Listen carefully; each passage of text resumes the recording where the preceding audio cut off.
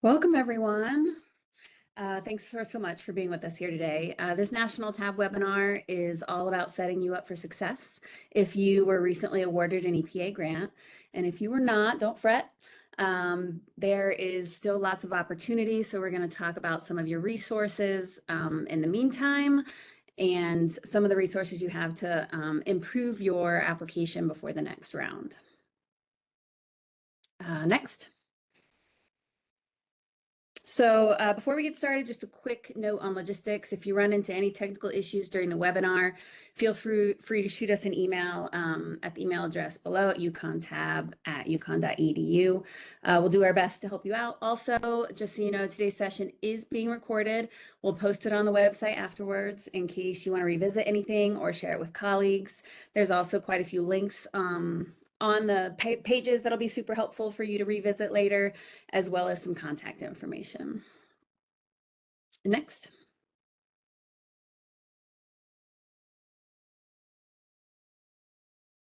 Next slide. Yeah. Okay, so for those of you who are not familiar to the Technical Assistance to Brownfields program, or TAB for short, TAB provides free technical assistance to help communities, tribal nations, and public entities working on brownfield sites. So each EPA region has a TAB provider, as you can see on the map. So wherever you are, there is a team ready to help. I am going to do a brief introduction of our speakers today. We have Randy Mendez. She's PhD of Environmental Engineering and UConn TAB Program Director. We have Elise Malure. I'm sorry if I just said that wrong. A Brownfield Redevelopment Specialist at the Center for Community Systems at NJIT TAB. We have Joelle Greenland, AICP. She's Senior Planning Consultant for Center of Creative Land Recycling. We have Katie C., who leads the charge at West Virginia Brownfields Assistance Center for the Mid-Atlantic TAB. And my name is Roxanne Anderson. I am Region 5 Director for KSU TAB. And then we also have Amy Yursevich, who is a partner with us at KSU TAB. Next. We'd really appreciate your feedback on today's webinar. It really helps us keep improving and making these sessions as useful as possible for you from year to year. You can let us know what you thought by clicking the link in the chat, heading to this email address on here once you have the site, or you can just scan the QR code now so it's up on your phone and you don't forget. It only takes a minute and we'd really love to hear your feedback. Next. All right. Oh, sorry, I skipped the... Thank you. So today's agenda, this is a quick look at what we'll be covering today. We're going to be covering some really key aspects if you were not awarded your grant, anywhere from the EPA debriefing process, interacting with your state agency, and then we're going to dive into what to do if you were awarded a grant. And even if you weren't awarded a grant, this is going to be really helpful information because it'll help you plan for some of those steps ahead of time. And we have some detailed information. We were lucky to have Joelle with us. She's going to be going over work plan development and procurement, which is always challenging for people. And then we're going to dive into stuff about the Brownfields Conference. Next.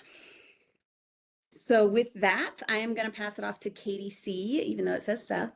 And she is going to start us off with EPA debrief and insights and engagement strategy.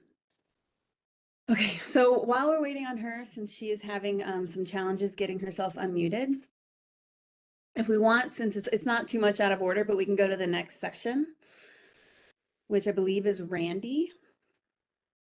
Hannah, are you able to skip forward?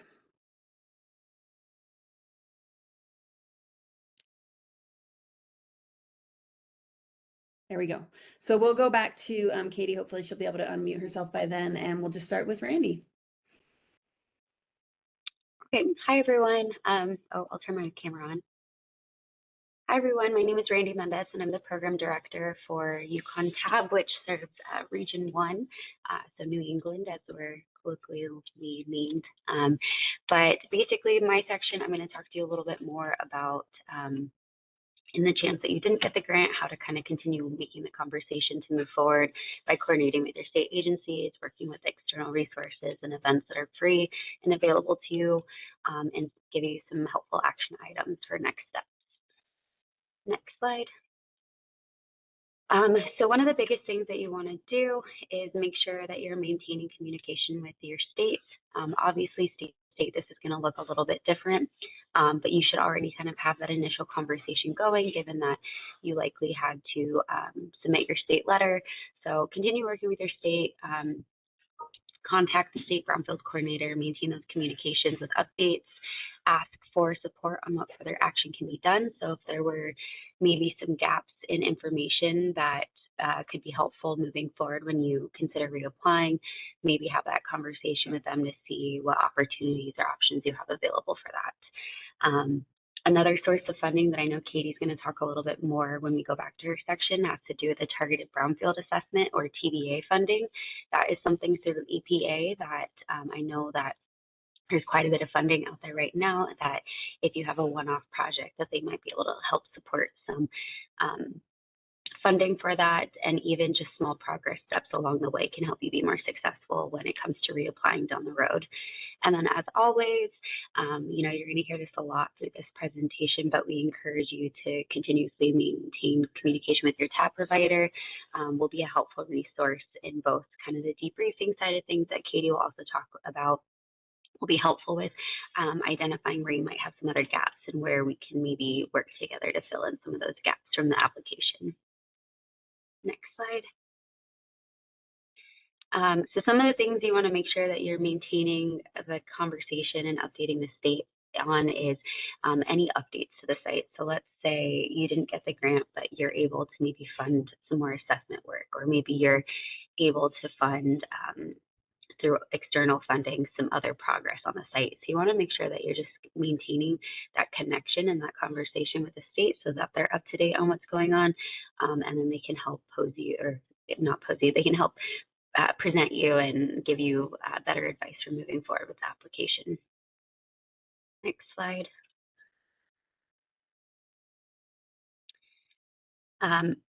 We like to say that Brownfields is not a solo athlete sport.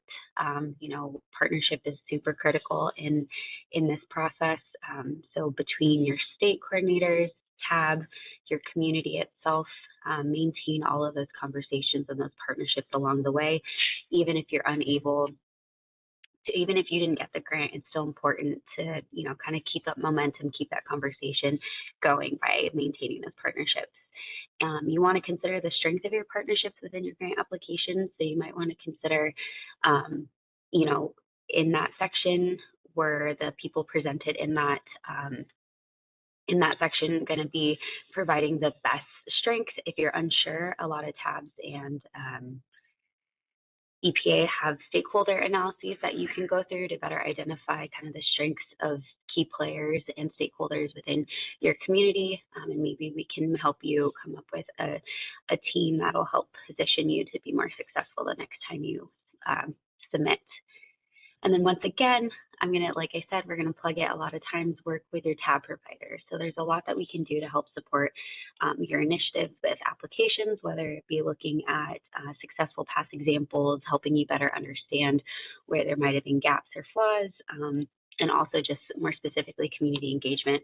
We understand that oftentimes capacity is the issue when it comes to community engagement.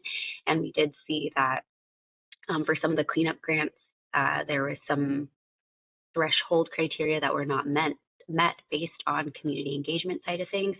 So if there's anything that the TAB providers can help you with to support that aspect of the grant, we're more than happy to help you. Next slide.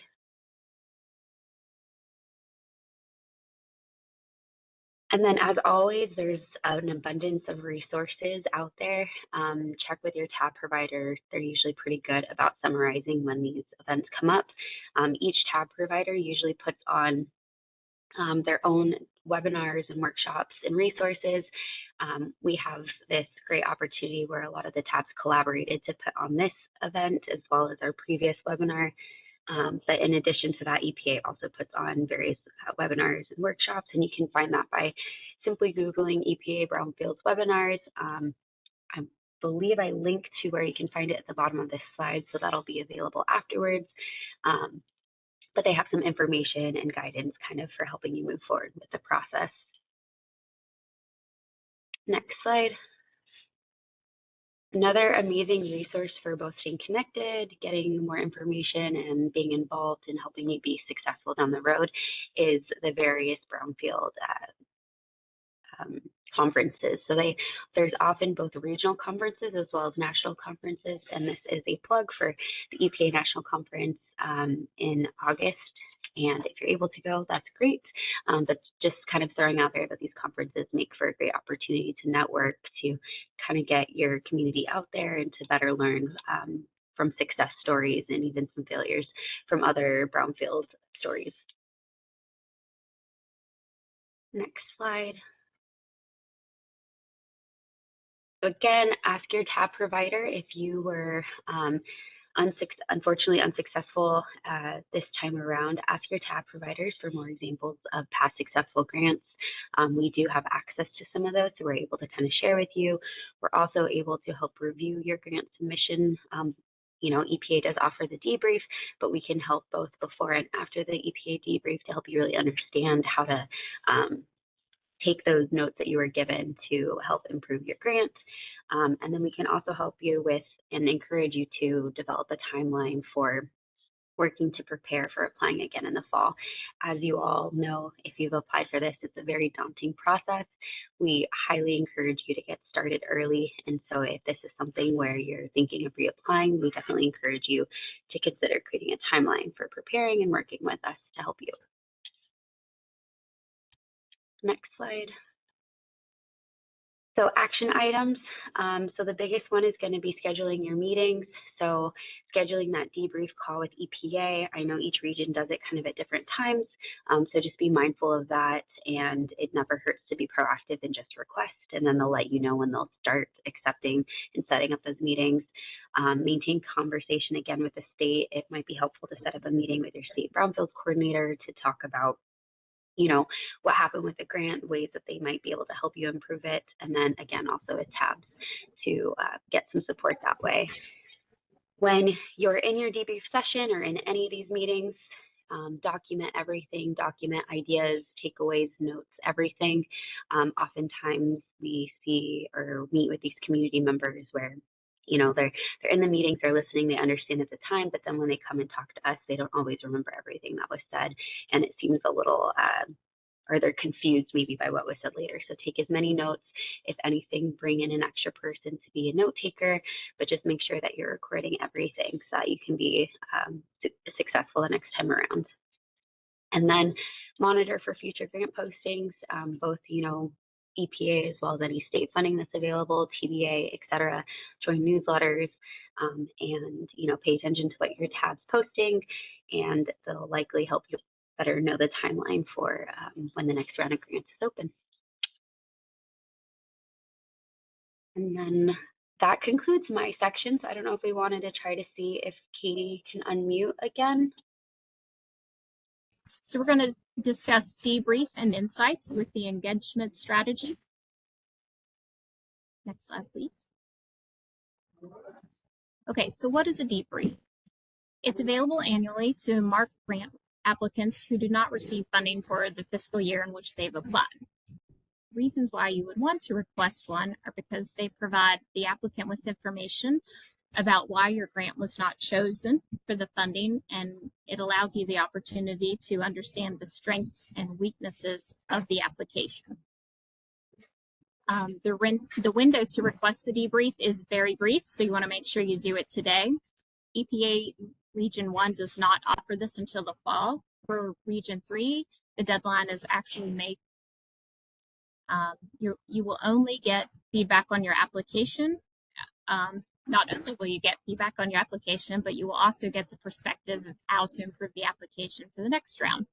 So we want to encourage you not to give up, request the debrief, and to try again. Next slide, please. So tips for your call. So you want to be aware of the debrief request deadline. Again, for Region 3, it's May 30th. So if if you're not familiar of the deadline for your region, reach out to the EPA or TAB for the date. You want to make sure you've identified a note taker and take really good notes. Unfortunately, your TAB provider cannot sit in on the call with you. So take good notes, and also know that the EPA is not going to provide a copy of the comments. You have the ability to ask the EPA questions, so make sure you do that, and it's okay to ask for clarification on the feedback. Be aware that the EPA contact person you're going to speak with about your debrief is not going to be the reviewer. So they are going to be reviewing those notes and doing their best to interpret that feedback and the edits for you. So again, it is very rare that you would be doing a debrief with the person who actually did that review. So again, each EPA region has a contact person. We've already made folks aware of that for EPA Region 3, so they know who they need to reach out to. So not only do we encourage you to reach out for this from the EPA, but also please consider reaching out to your TAB provider.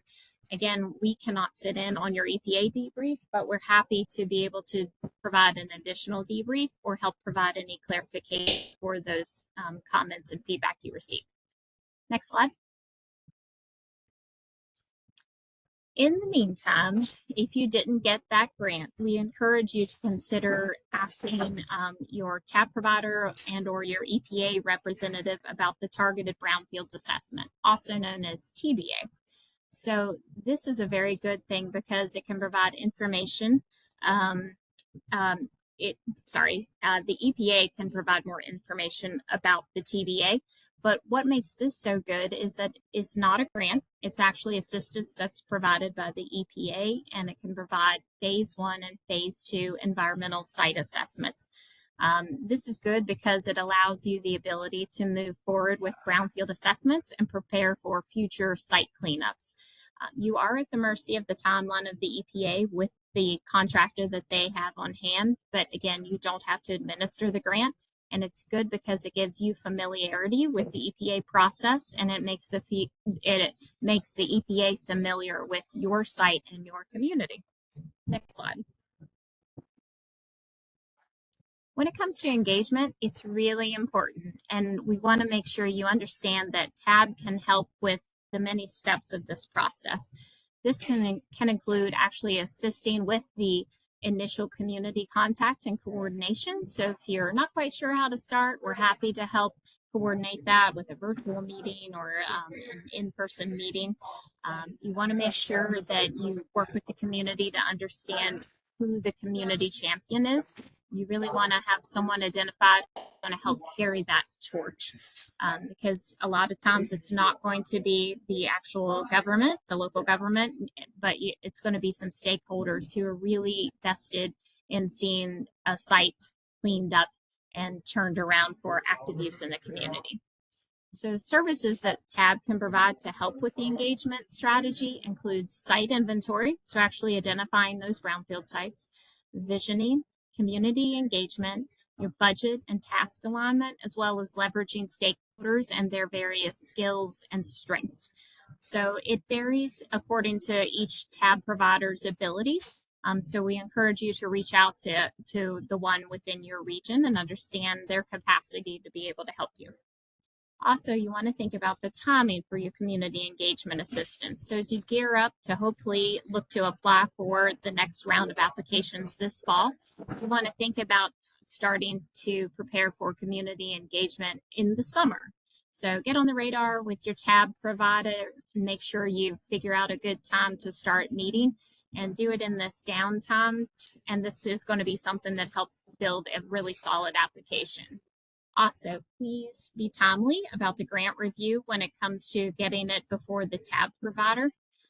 So again, announcements are typically released in September for the grants and their guidelines, and your TAB provider can help you review pieces of the grant or the whole application, but that window of opportunity is September to late October or early November. Next slide.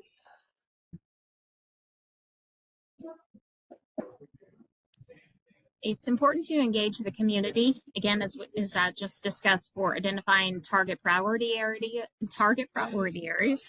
and consider community engagement best practices. There should have been some level of formal or informal community engagement so the community is aware of the goals. I'm sure we're all aware that projects take a very long time when it comes to brownfield sites, and that assessing it to understand what the contaminants are and ultimately cleaning them up and redeveloping them. So sometimes, you're looking at 10 years for a project. And so if the community has been aware of the ultimate goals for that site, that's good. You continue to maintain that awareness of the community and hopefully maintain their buy-in. And so if you're applying for a cleanup grant, we want to point out that the engagement should be meaningful. It shouldn't just be a box that you check. You should really let them know that you took steps beyond the required meetings before Planning Commission or City Council. And again, your tab provider can help you with this. And we can discuss this on the next slides. Next slides, please. So again, just discussed targeted brownfield assistance, which again is TBA, and also land revitalization technical assistance. Those are two projects that are often prioritized by the EPA when it comes to brownfield grants. Again, because this makes the EPA familiar with your community and the sites through previous technical assistance. So again, if you didn't get that grant, consider going this route, because it not only can it give you a head start on some work on the site, but it gives you familiarity with one another. Next slide. So here are some suggestions for community engagement methods to fit your community. It's not a one-size-fits-all, so you want to think about what fits your community. You can administer a questionnaire. This can be done by paper or online, or certainly both. Establish focus groups. This is where you will identify some key stakeholders and constituents for the community.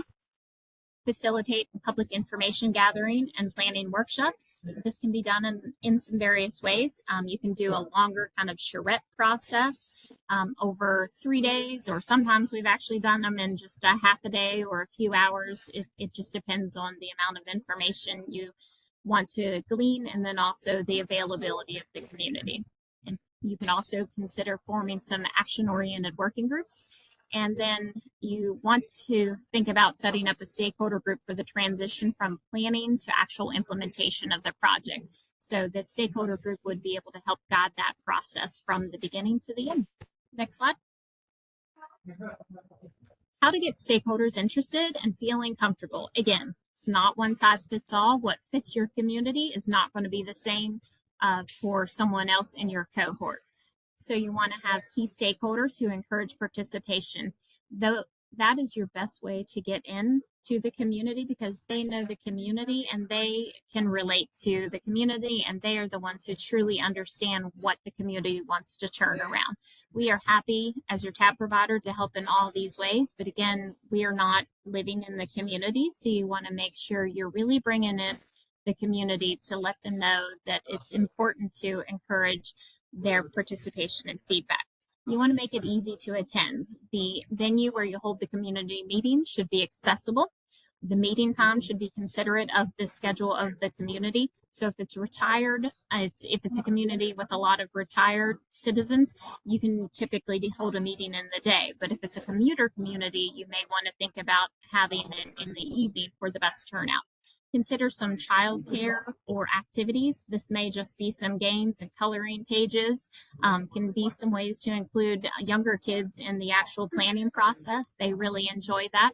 And then translation, if that's a need for your community. If you can incorporate a site visit, that's a great way, because if you're working to identify one or more sites, consider having the community members participate that at the beginning of the end. Make it interactive. The community is going to feel comfortable and enjoy their opportunity collaborating with one another if it's interactive and not just kind of a town hall format. And make sure you have opportunities to provide input in a variety of ways. That includes note cards, maps, and questionnaires. Again, some of this information can be done with paper in a hard format form version, or also digitally. I think that's all. Yep. Thank you, everyone, for your patience. All right, I hope everyone can hear me okay. So hi, everyone. My name is Elise Muller. I'm Brownfield Redevelopment Specialist with New Jersey Institute of Technology's Technical Assistance to Brownfield Communities Program, or NJIT TAB. excuse me, we're the EPA top providers for EPA regions 2 and 4. So first of all, now we're transitioning into, if the grant was awarded. And so I want to say congratulations to all the recent grant awardees. We all wish you the best of luck with your brownfield work and hope you take away some helpful information from today's webinar. If there's at least one thing that you write down today, let it be your EPA region's tab providers' contact information so that you can reach out to them during your brownfield journey if you have any questions, if you need any assistance, and so on. Next slide. So of course, one of the first things that your entity may want to do is announce the win. And if so, this can be done in many different ways, such as maybe an online announcement made through your website, social media platforms like LinkedIn, Facebook, physical flyers, or a notice in the local newspaper. Sometimes the awardee has a set of procedures for making announcements or making the public aware. Additionally, you want to notify others that are involved as well. So this could be your previously identified stakeholders, Brownfield Steering Committee, or coalition members if you have an assessment coalition grant. Your entity will want to notify these stakeholders that you did win the grant, that you anticipate moving forward on maybe this estimated date or time. In this way, those stakeholders are queued up and ready to move forward with you. You also want to reach out to your community. Your community should be involved at the start and throughout your project in several ways, as we just discussed. So for example, if you have an assessment grant, hopefully part of your community engagement in your work plan is inviting the community members to nominate sites outside of your priority sites. Sometimes things fall through and you need to move away from priority sites. So for example, maybe one of your identified priority sites has become inaccessible somehow, or the owner's not cooperating or something. Additionally, brownfield inventories are eligible activities under assessment grants, and community members can be involved in this process as well. These are just examples of how community members can be engaged. Your community members are going to know information about where these brownfield sites are, how long they've been vacant, what they used to be, who owns it, and so on. When you live next door or around the corner from a brownfield, you tend to pick up on information like that. Also decide on your platform for community outreach. Are they websites, emails, meetings, flyers? There should be a driving force behind that platform and reaching a specific community. So for instance, maybe there's a lot of young people in this neighborhood, so reaching them through social media and online platforms may be better. And remember that the EPA does want to see diversity in your outreach. It's not required, different outreach methods, but it is important to your community members to make that effort to reach other populations. And also identifying and notifying your key leveraging and community-based partners. So these are your partners that have the ability to move the project forward, engage the community, maybe bring in different technical resources and expertise, and then also help identify additional funding. Next slide, please. So if you haven't already, take that initiative and respond to the EPA's contact email. You want to read each word and guidance in that initial email very carefully and get to work with your EPA project officer or project manager on your work plan immediately.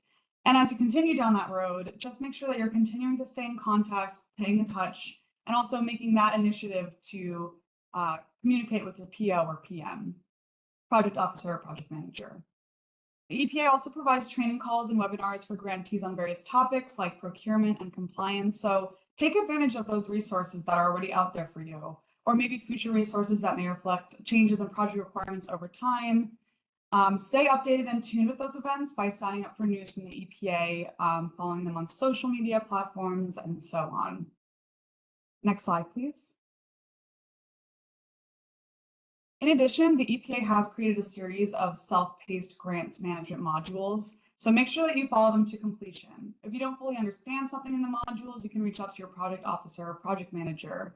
And on this list, modules 4, 5, and 6 may look like the only applicable modules that you should walk through as a new grantee, but I do recommend walking through the content of the other modules to familiarize yourself with the process, the grant lifecycle, and more.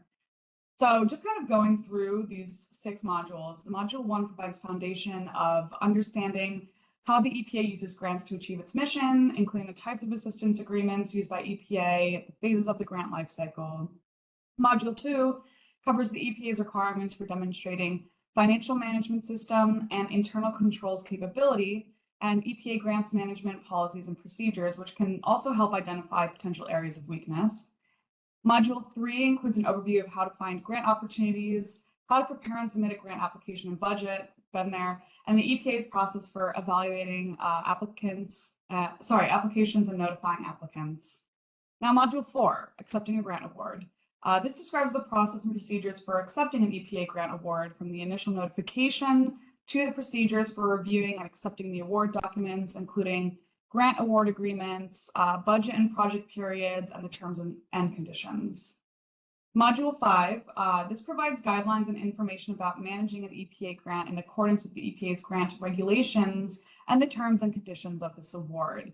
So this module discusses grant management, procurement, that's big, we're going to talk about that, grant payments, the EPA's monitoring of grants, and how to request a change after an award has been made.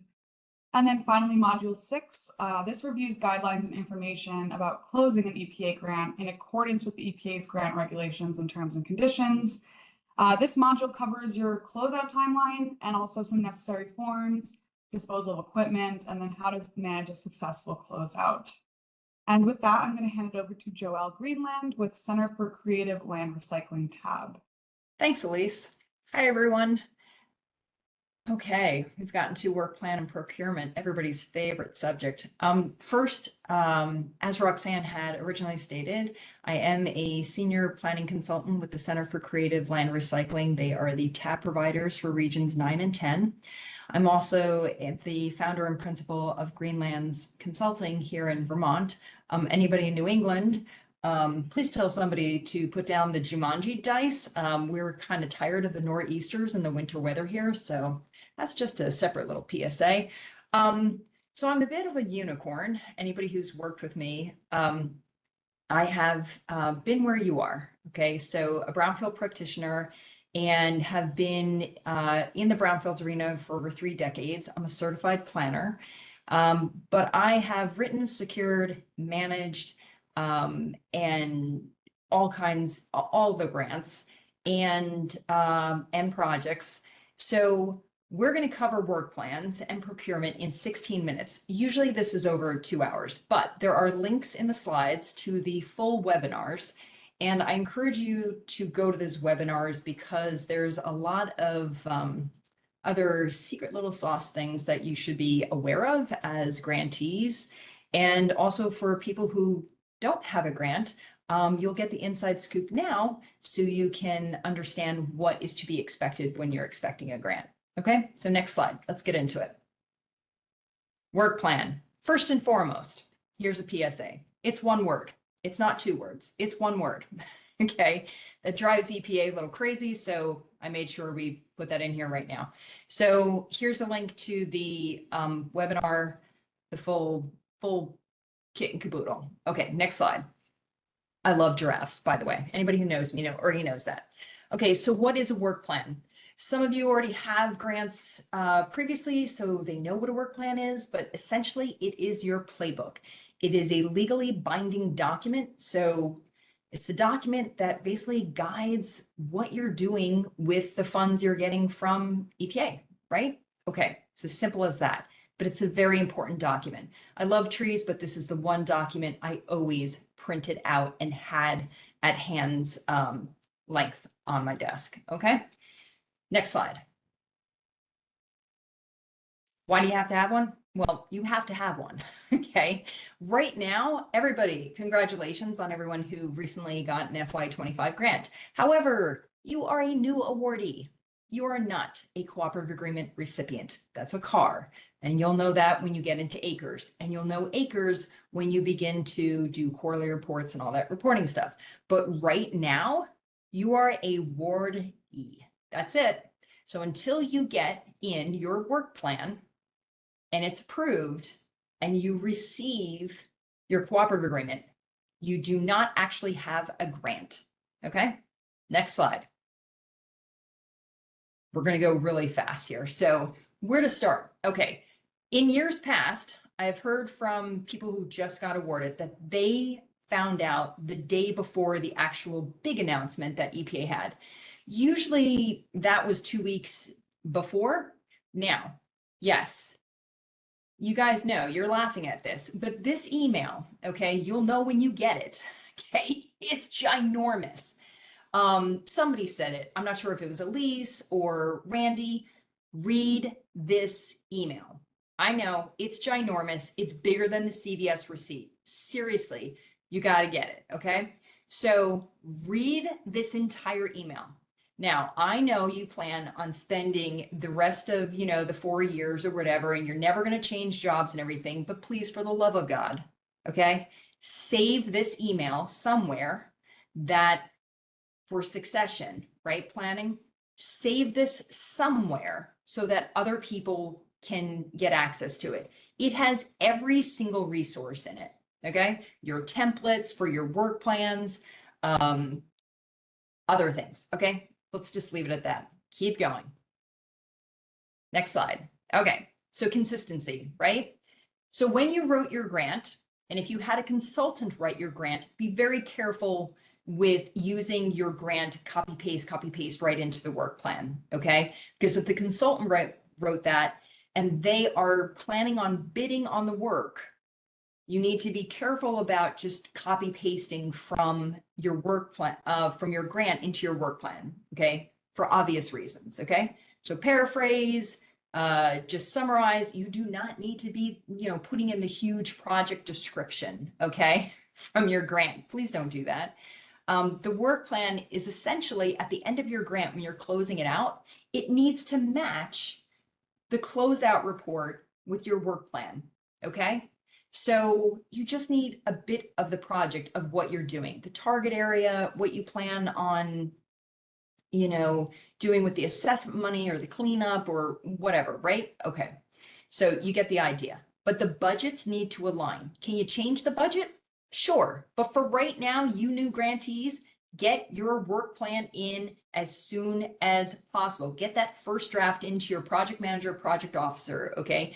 Do not delay, okay? Especially now, okay?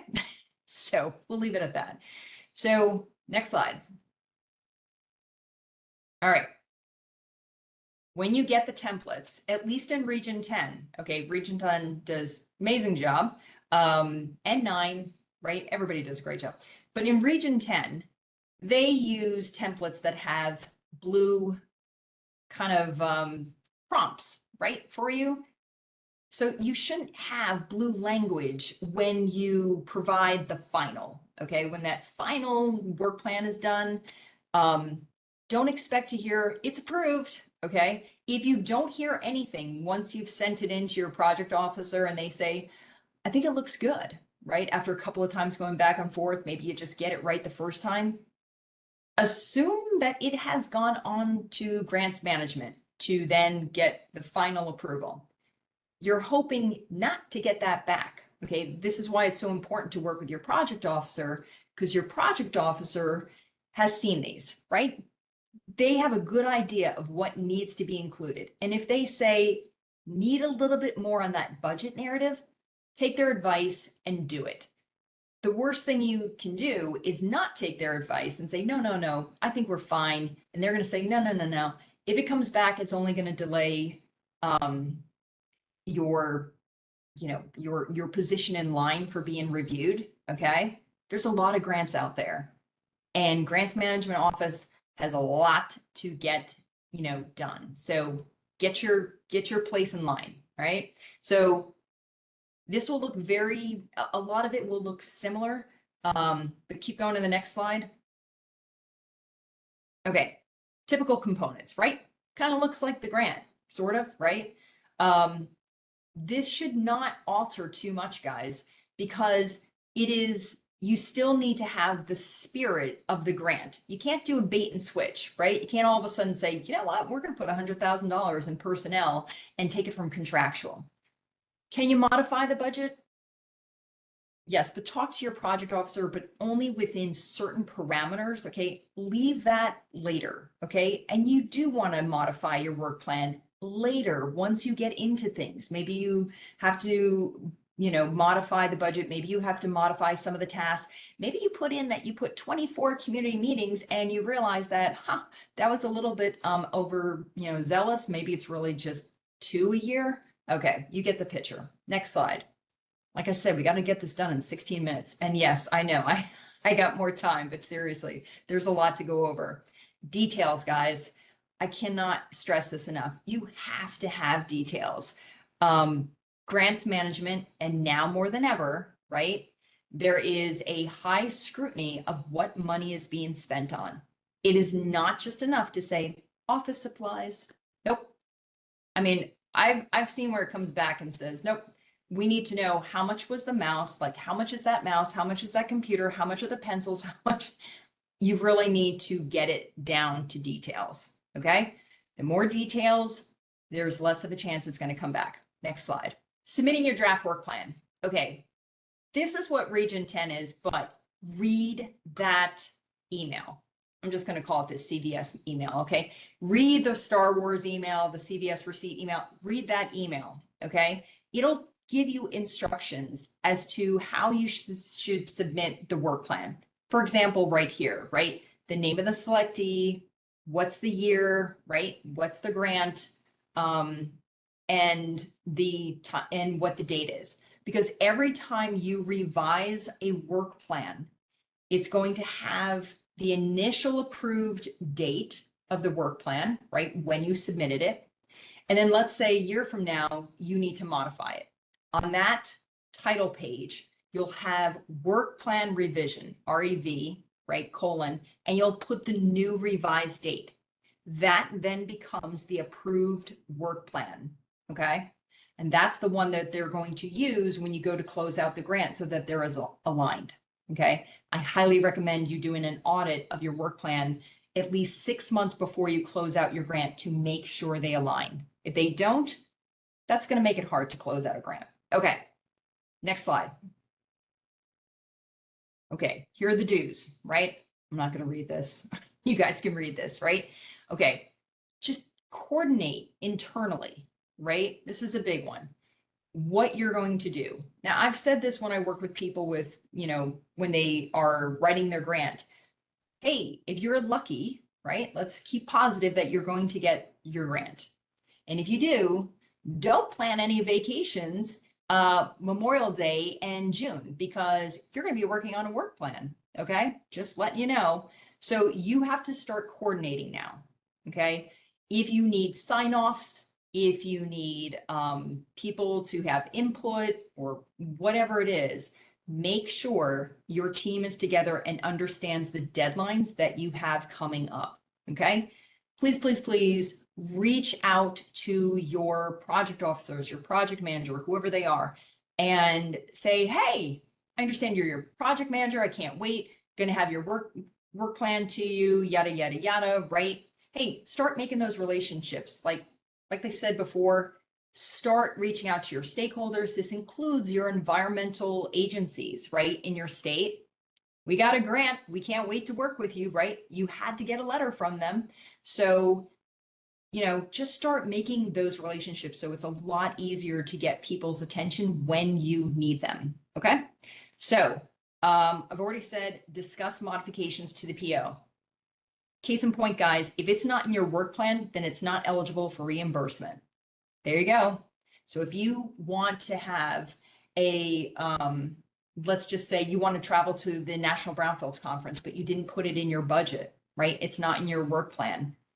It's not going to be able to get reimbursed. So for people who have their grants, please, please, please discuss modifications to the PO. You will also have to note this in acres with your quarterly reports. So please, key contact form, it's hyperlinked here. That's form 5700A. Whenever there's a change in personnel, you must fill this out and get it to your project manager ASAP. If you don't, you're non-compliant. Let's not even talk about what happens with non-compliance, okay? So just don't do it. Reach out to tab providers. Okay, let's go to the don't slide.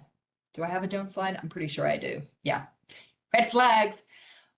Please don't procrastinate. And once again, I've already talked about the copy pasting thing. If you wrote your grant, copy and paste to your heart's desire, but please take ChatGPT or whatever and just crunch it up, right? Just do, hey, summarize this, and don't put dissertations in there, okay?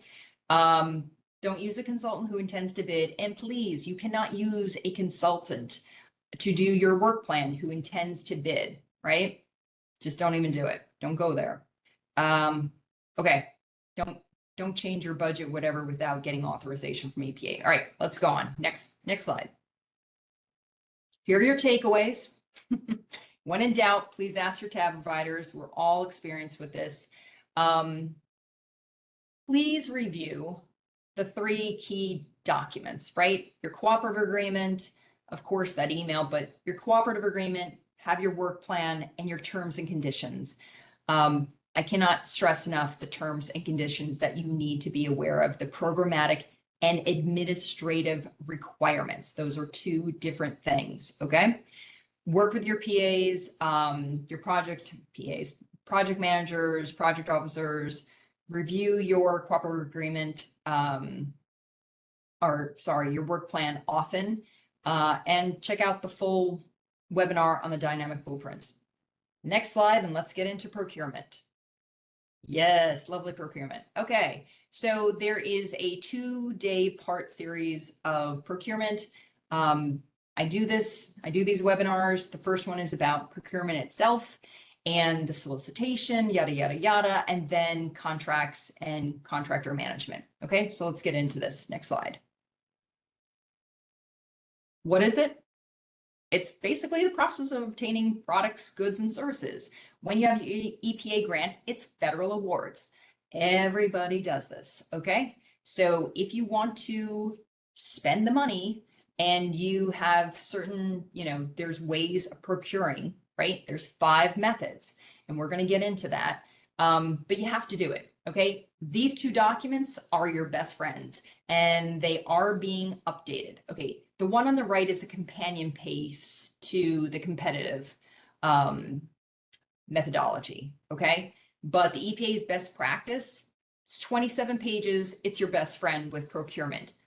Please read this, okay? It's not that hard of a read. If you don't understand anything, please talk to your project manager or reach out to a tab provider. Next slide. Just remember, it's 3-legged, okay? Procurement is federal. You got to know your federal regulations, your state and tribal, if you're a tribe, right? And your own internal policies and procedures. This last one, I cannot stress. The first things you should be doing right now is getting a copy of, or having, a copy, electronic, whatever, of your own internal procurement policies and procedures. This is a requirement to have them, okay? Let's go on to the next slide. I'll get into it. Okay, so the first thing you're going to ask yourself is, where's the money coming from? So if you have a brownfields project and you have capital stacking going on, right? If it's on the federal funds, then 2 CFR 200 does not apply, okay? If you're using general obligation funds, federal, right? Federal is 2 CFR 200. Your own money, general obligations, well, that's your own internal policies and procedures that guides that, okay? So we're talking about federal funds now. You must, it's not may, it's not might, it's must follow UGG, right? Yeah, it's a good acronym. For 2 CFR Part 200. For people who have been around, yes, this is what we call the super circular. It's out from OMB, the Office of Management and Budget. But it is a collection of the all of the circulars that would go out. And so finally in 2011, they said, let's just put them all together. Brilliant, right? Okay, that's the collection, guys, 2 CFR Part 200. And with procurement, it's Part 200, Part 1500, and don't forget about Part 40 CFR 33, which is DBE. Okay, so, and cross-cutting federal authorities. What are those? Those are things like Endangered Species Act, National Historic Preservation Act, things like that. Again, read your terms and conditions. I know, it's like drinking from a fire hose. I've been there, done that. I understand. Take a breath. You're going to be fine. Okay? That's why we're here. Basically, they're just making sure, the government is making sure that you do things, in an open, fair and open, competitive way. Okay? That's all it is. Next slide. Okay, so we've talked about this. Guys, I'm not going to read this slide. Go back to this. These are the 5 things that you must do. Okay, and this is covered in that EPA best practices. Okay, next slide. These are the tenets. Know it, do it, understand it, and document everything. Okay, so that is your best friend. I attended the EPA's compliance webinar yesterday. If you are not aware of that, please, it will be, the slides are up, the recording will be up. Please watch that and read the slides. It is pretty direct in what you have to do. I've never seen a webinar like this. It's great that they did it, but it will keep you on the straight and narrow. Okay, so don't miss that. Next slide. Procurement clause. Here are the 5 methods. I'm not going to go into these, okay? But they each have a specific level, right? Micro purchases up to 10,000, small purchases up to 250, sealed bids and competitive are over 250, and sole source, I'm not even going to talk about it because it's so rare. You have to get special permission for sole sourcing, okay? So these are the 5 methods of procurement. They each have their own, what do I want to say? The thresholds and criteria and stuff like that. Okay. The webinar goes much more into detail, but please read the EPA best practices. Next slide. Okay. RFPs, real easy, right? Request for proposal, one firm. Request for qualifications. You're going to get request for qualifications, you're going to get a statement of qualifications. You're going to end up with a bench or a stable of consultants that you can pick from. But both, you have to get cost price reasonableness. Okay, you can't leave that out. So again, and you have to also do price cost analysis prior to any solicitation. Check out Appendix A of the best practice guide. Okay. All right, go on to the next slide. RFPs and RFQs, the do nots, okay? We've gone over this. One of the biggest things I want to mention very quickly here is I've seen for non-compliance is when people include restrictive language. What does that mean? It says, what's your experience with brownfield grants? You must have experience with brownfield grants. That's one of the criteria, right? Sorry, that is too restrictive and that is non-compliant RFP. Okay, so please read the companion piece to the competitive for the best practices.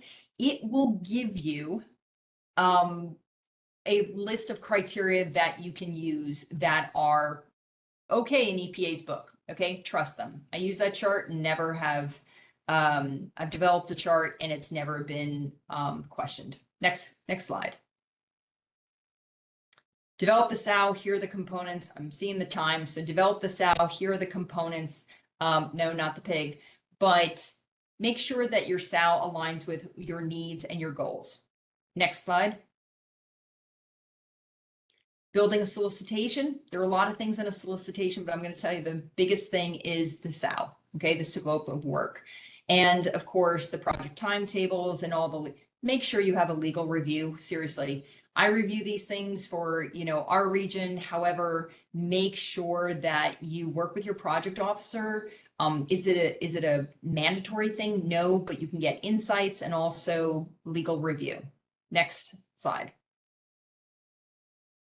The evaluation criteria, this is what I was talking about. I put the chart right there from that handout that they did, okay? And it adds up to 100%. These things have to be in there. It has to be weighted, and there must be an evaluation criteria. Next slide. Just giving you an idea of evaluation and selection, okay? More on that in there. And please, you have to check whether somebody is debarred. Check out the System for Award Management in SAMS. Next slide. Internal controls, I can't say enough, guys. They're going to start doing monitorings, or they can. They talked about this on the webinar yesterday. So keep going. Next one. Okay, takeaways. We made it. Ask. know the rules and regulations. And I know it's all on you, but that was the first thing they said yesterday was, we're not responsible for your grant, you are. You are responsible for managing and being in compliant, okay? So the gauntlet has been put down, all right? So seek mentors, when in doubt, ask. Check out the 2-part proactive procurement series. And again, tab providers can help. Good luck, guys. Thank you. Hi, this is Amy Yersovich. Thanks, Joelle. That was great. I'm going to build a little bit on this, particularly with respect to the work plan. I'm going to be talking about putting things into play, getting your first steps going once you have that grant and have that work plan and cooperative agreement. My name's Amy Yersovich. I am a tab provider from Kansas State University's tab program and point of contact for the state of Ohio.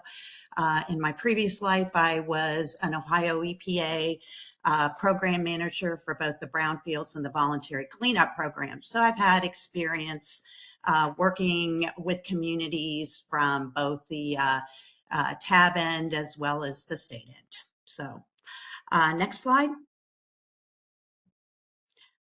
So we're going to talk a little bit about the national conference that's been mentioned before, as well as getting started on site access. Very important as you get this grant rolling. Next slide. Okay, mark grant applicants in the grant requirements. You are strongly encouraged to include costs for sending a representative, and it has been mentioned before, we want at least one representative, or EPA does, to go to the EPA National Conference. It's a great conference. There's a lot of opportunity to learn a lot of things. If it will probably be put in your work plan if it wasn't in your application, but generally, most everybody by this point in time does have this in their application. And for those of you who will be applying for a grant come fall, make sure you put that in. So first thing is to get registered. There's the website for it. One of the things I point out is register early. Oftentimes this time, I think the reduced rates go until the day before the actual conference. Sometimes they do, sometimes they don't, but getting reduced rates is always a good thing. The other thing is the mobile workshops, which tend to be really fun as well as good learning opportunities, and do things like kayak the Chicago River and see some brownfield redevelopment and things like that. Those do book up early. So get on that website. And if you are a grantee, you get signed up early and make your arrangements to go there. Also, the hotels that are nearby, they book up fast too, so you don't want to be like miles away or anything. The Brownfield Conference offers all kinds of things like most conferences, panel sessions, mobile workshops I've talked about.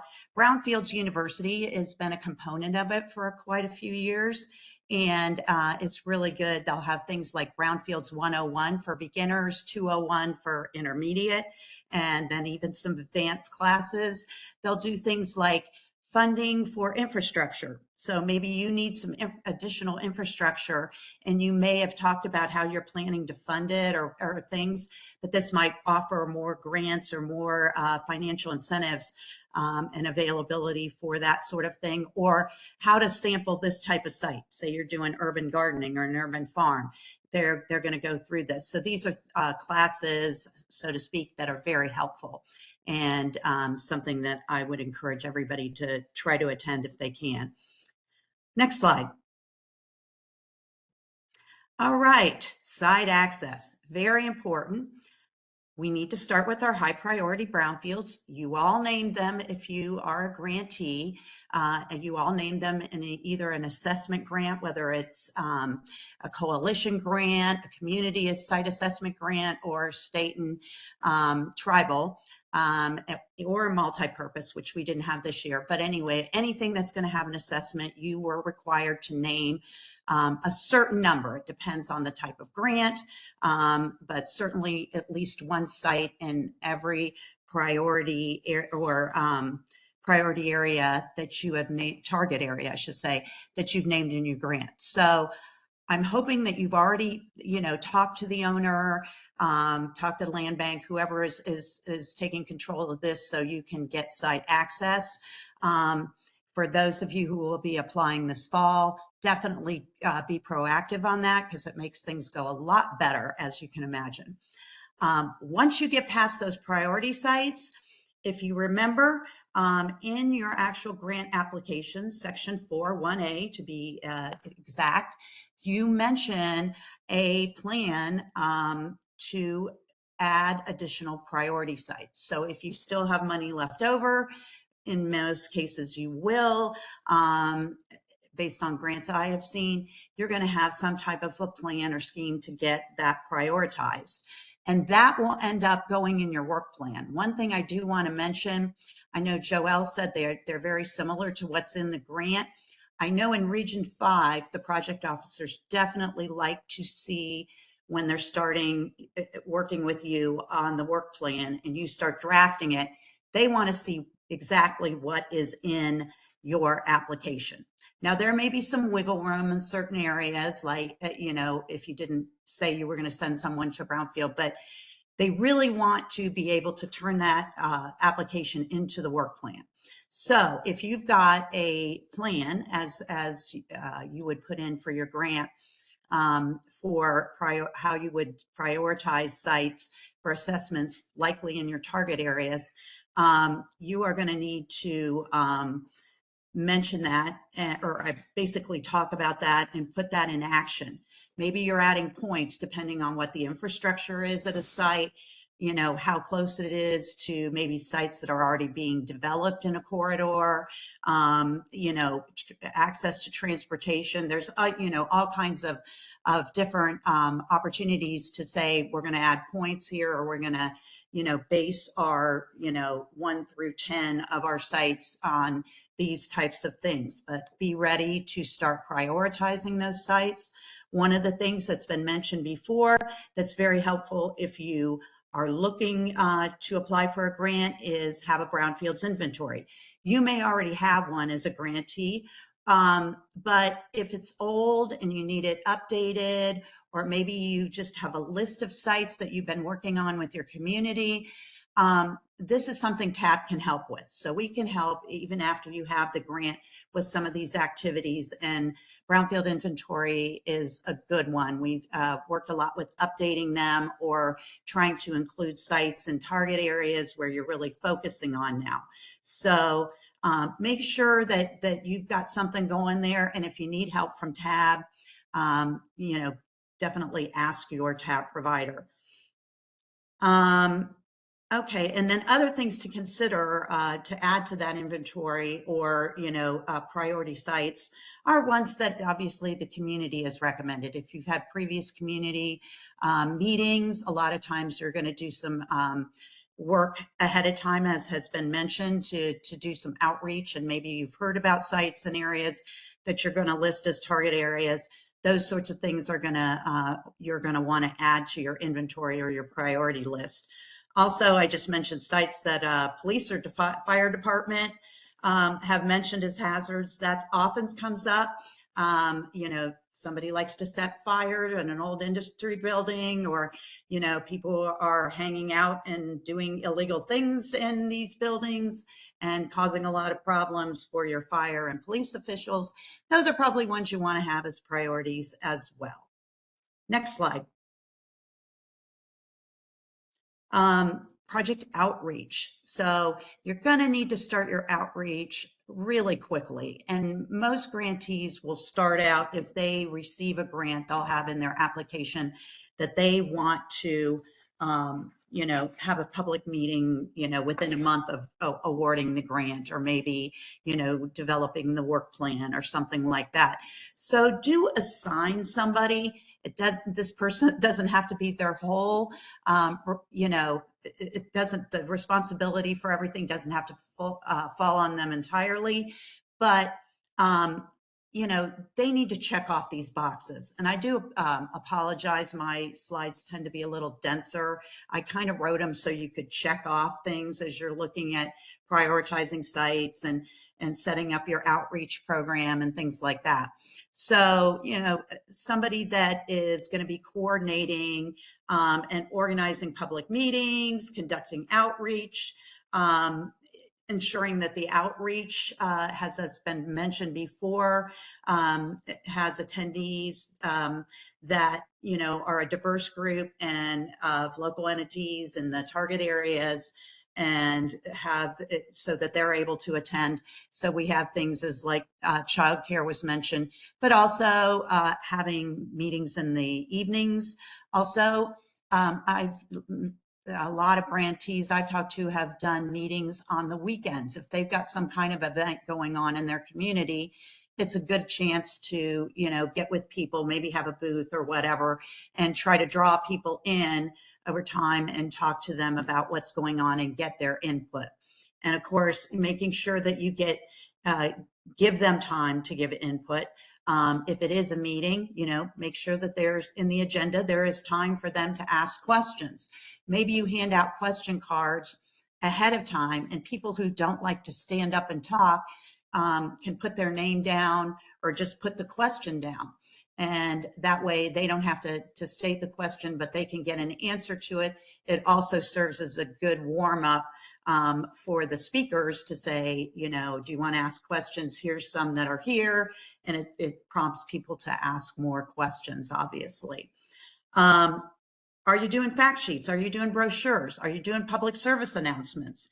Make sure that you're starting to talking to the radio station, or, making those plans with the printer, or making plans with your, the business or the person that you're going to who's going to be doing the graphics and different layouts for these sorts of things. Make sure that's getting in motion, because you need to have those ready.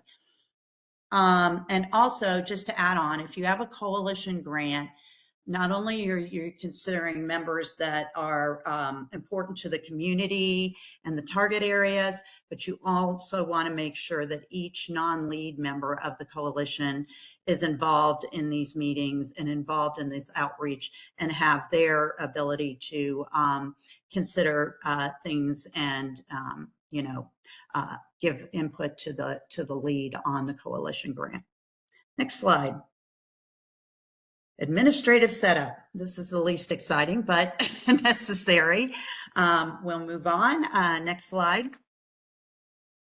Okay, there are two big databases or programs that you're going to be involved with as a community that has received a grant or a nonprofit. The first one is called ASAP. If you want to know the name, it's Automated Standard Application for Payments, for EPA. If you've worked with any EPA sort of things or either other government grants, you may have been very familiar and heard of the ASAP system. For EPA grants, the MARC grants, US EPA will initiate your enrollment, so you don't have to officially register like you do with ACRES. That will, in doing that, you will need to assign a point of contact, and also the head of the organization, whether it's your city or your nonprofit or whatever. Generally, obviously, the head is probably not going to be your point of contact.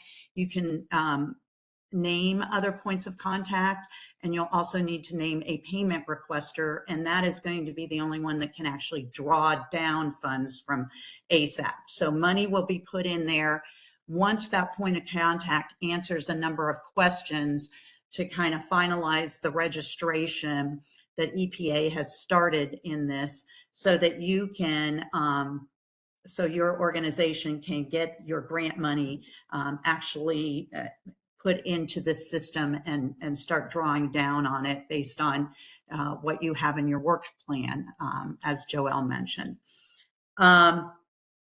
So good people to talk to are your grant manager, probably more likely your grant manager, but your project officer as well. Project officer would obviously be good once you're getting into the system to find out, yes, you can charge for this, or if you have any kind of questions. Grant managers are going to know a little bit more of the layout and how things work with ASAP. And there's also an ASAP help desk. So if you get stuck when you're, starting to draw down funds or register or whatever, there is a help desk that will walk you through those problems. And this is a video, the link I put here. It actually is a financial specialist who works for Research Triangle Park, so kind of a national, I believe it was put on by Region 9 or 10, but it is a great soup to nuts discussion of ASAP. So starting with your answering those questions as point of contact, and then assigning and finding out how to assign the person that will be drawing down funds. And it takes you through all the way to the very important and It looks like we might have lost Amy's connection. Okay, well, we can move on. If she is able to connect again, we can hop back and finish up wherever she left off. So I just wanted to review a few things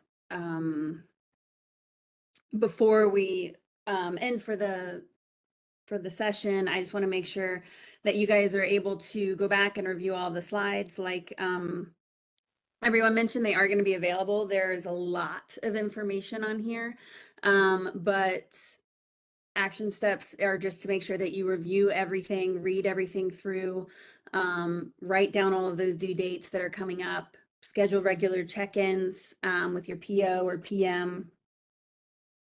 And then just kind of make sure that you are following and utilizing all of the tools that are available at your disposal. So, and that includes your resources of people. So whether you have like your state people that you reach out to, your POs are always obviously great. There are amazing webinars that have been listed and linked within this presentation. And then you always have your tab providers. Can you go to the next slide for me? So just taking a quick glance at the map, it kind of shows you who your tab providers are. If we want to hop back to the acres slide, Joelle said she wanted to hop in. Yeah, administrative setup, it's my favorite. No, actually, it's my favorite. Anyway, Amy, if you can get back on, you just pushed me right on out. Okay, acres. Guys, in that long receipt, you're also going to get registering for acres. So you need to just follow up a very simple process. And that registration request will go to your project manager. Then they'll be like, yep, they're legit, right? And then you'll get an email saying you're all registered. So you log on to acres. It's a 2-part authentication. So you will need to have your phone nearby because it's going to give you a code and you'll need that code to log in. But once you're in there, it's amazing. I'm a huge proponent of acres. It makes quarterly reporting so much easier. Okay. So if anybody has any questions, reach out to your tab providers. Next slide.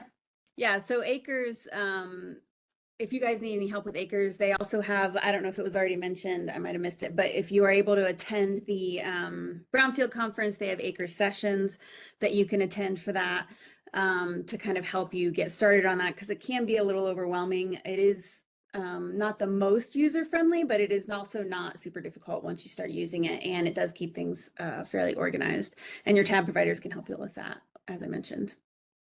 All right, so if we can go to the last slide, sorry. A huge thank you for everyone joining us today. I do want to touch base really quickly on some of the tab assistance. It has been touched on multiple times throughout the presentation, but I want to make sure that you know that tab has the ability to help with your grant application if you are reapplying, helping with site inventories, reviewing site records, planning investigations or whatnot. And we can also help you by providing guidance and feedback while you're trying to get those work plans done or your RFQPs.